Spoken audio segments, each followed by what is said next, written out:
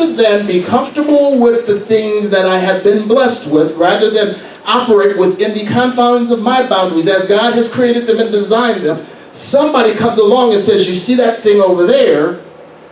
And I look at it and I desire it, I envy or covet it. And I decide I have to go and take it. Y'all with me so far? Mm-hmm. Goes one step further than that, though. It's not just material possession. The knowledge of good and evil itself was within God's boundary. Mm-hmm. God possessed the knowledge of good and evil. He possessed the tree of the knowledge of good and evil. That's in his boundary. He exists with that knowledge. He created Adam and Eve without that knowledge.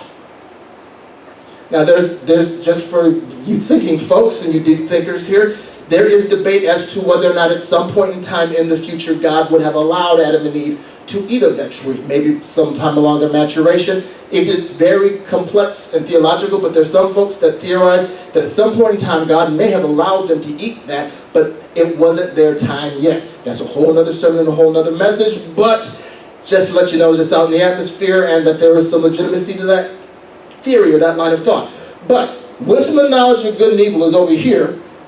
Adam and Eve were not designed with that. The serpent tells Eve that eating the fruit will make her like God.